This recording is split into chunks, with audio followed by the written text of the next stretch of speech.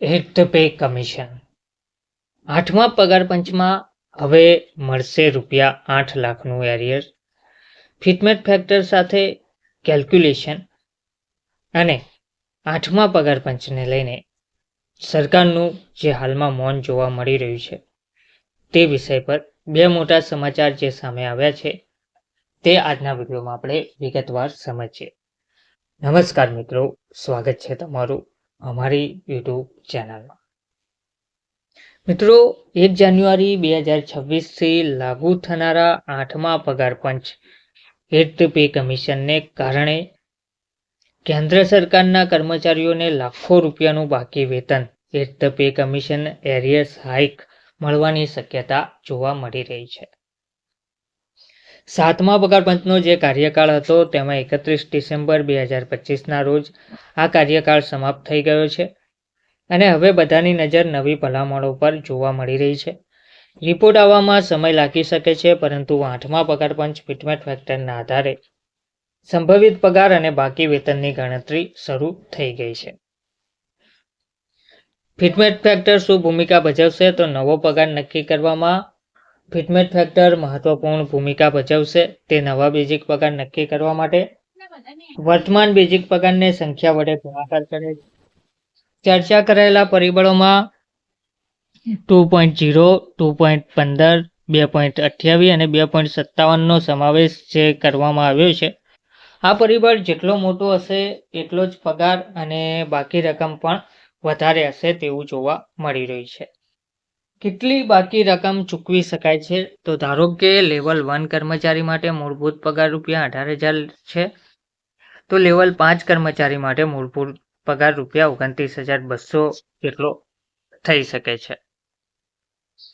જો 20 મહિનાના બાકી ચૂકવણા ઉમેરવામાં આવે છે અને ઉપર દર્શાવેલ ફિટમેટ પરિબળો લાગુ કરવામાં આવે છે, તો અંદાજિત બાકી ચૂકવણા નીચે મુજબ રહેશે, જેમાં ન્યૂનતમ લગભગ ₹3.60 લાખ, મહત્તમ ₹9.70 લાખ સુધીની મર્યાદામાં ચૂકવવામાં આવી શકે છે. આમાં ફક્ત મૂળ પગારનો તફાવત જ નહીં, પરંતુ વધેલા પગાર પર મળતા મોંઘવારી ભથ્થા DAમાં તફાવતનો પણ સમાવેશ કરવામાં આવ્યો છે. બાકી રકમની ગણતરી કેવી રીતે કરવામાં આવે છે? તો સૌપ્રથમ નવો મૂળ પગાર નક્કી કરવામાં આવે છે. પછી જૂના અને નવા પગાર વચ્ચેનો માસિક તફાવત ગણવામાં આવે છે. આ તફાવતને વિલંબના મહિનાઓની સંખ્યાથી ગુણાકાર કરવામાં આવે છે. DAમાં તફાવત પણ ઉમેરવામાં આવે છે.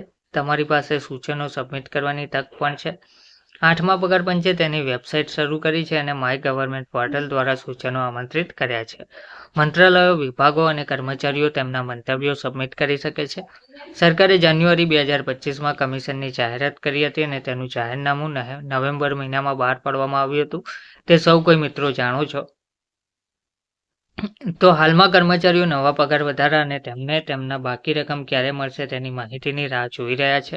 બીજી જે મહત્વની અપડેટ છે તે છે 2026 પહેલા નિવૃત્ત થનારા કેન્દ્રના પેન્શનરોને પણ 8મા પગાર પંચનો લાભ મળશે. લાખો કર્મચારીઓને તેનાથી રાહત મળશે, પરંતુ અમલવારીની તારીખ અને વચગાળાના વધારા અંગે જે સરકારનું મૌન જોવા મળી રહ્યું છે તેનાથી કર્મચારીઓ હાલમાં નારાજ જોવા મળી રહ્યા છે.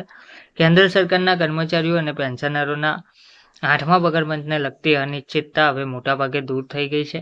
સરકારે ખાસ કરીને 31 ડિસેમ્બર 2025 પહેલા નિવૃત્ત થયેલા અથવા તો નિવૃત્ત થવાના હોય તેવા લોકો માટે પણ થોડી રાહત આપી છે.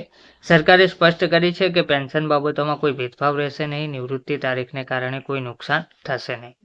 આ સ્પષ્ટતા છતાં હજુ અમલવારીની તારીખ કે વચગાળાની રાહત આપવા અંગે કેન્દ્ર સરકારે મૌન ભળવ્યું છે. પેન્શનરો ઘણીવાર પ્રશ્ન કરે છે કે જો તેઓ 1 જાન્યુઆરી 2026 પહેલા નિવૃત્ત થાય છે તો તેમને સુધારેલા પેન્શન લાભો મળશે કે નહીં. નાણાં રાજ્યમંત્રી પંકજ ચૌધરીએ પણ સ્પષ્ટપણે જણાવ્યું છે કે કોઈને પણ તેમની નિવૃત્તિ તારીખના આધારે લાભો નકારવામાં આવશે નહીં. તેમણે એ પણ સ્પષ્ટતા કરી હતી કે 31 ડિસેમ્બર 2025 એ લાભો માટે કટ ઓફ તારીખ નથી. નાણાં અધિનિયમ 2025માં એવી કોઈ જોગવાઈ નથી કે જે જૂના અને નવા પેન્શનરોને અલગ કરે. જેમ અગાઉના પગાર પંચ દરમિયાન પહેલાથી જ નિવૃત્ત કર્મચારીઓના પેન્શનમાં સુધારો કરવામાં આવ્યો હતો, તેવી જ પ્રક્રિયા આ વખતે પણ અનુસરવામાં આવશે. 1 જાન્યુઆરી 2026ના રોજની ગણતરીથી 8મો પગાર પંચ અમલમાં આવશે, ત્યારે પેન્શન સુધારા બે અલગ અલગ રીતે કરવામાં આવશે, જેમાં 1 જાન્યુઆરી 2026 પછી નિવૃત્ત થનારા કર્મચારીઓના પેન્શનની ગણતરી તેમના નવા સુધારેલા મૂળ પગારના આધારે કરવામાં આવશે. આ દરમિયાન ડિસેમ્બર 2025 સુધીમાં નિવૃત્ત થનારા કર્મચારીઓના હાલના પેન્શનમાં નિશ્ચિત ફિટમેટ ફેક્ટર દ્વારા વધારો કરવામાં આવશે. આનો અર્થ એ થયો કે તેમના વર્તમાન પેન્શનમાં નિશ્ચિત પ્રમાણમાં વધારો કરવામાં આવશે, જેથી તેઓ પણ નવા પગાર પંચનો લાભ મેળવી શકે. હવે સરકારના આ અભિગમથી લાખો ભૂતપૂર્વ કર્મચારીઓની ચિંતાઓ દૂર થઈ છે. વધતી જતી ફુગાવા વચ્ચે પેન્શન સુધારા તેમના માટે નાણાકીય સહાયક સાબિત થશે. 8મા પગાર પંચના લાભો ફક્ત વર્તમાન કર્મચારીઓ સુધી મર્યાદિત રહેશે નહીં, પહેલાથી જ નિવૃત્ત પેન્શનરોને પણ માનનીય વધારો મળવાપાત્ર રહેશે. આ સ્પષ્ટતા સાથે પેન્શનરોને હવે તેમની નિવૃત્તિ તારીખો વિશે ચિંતા કરવાની જરૂર નથી.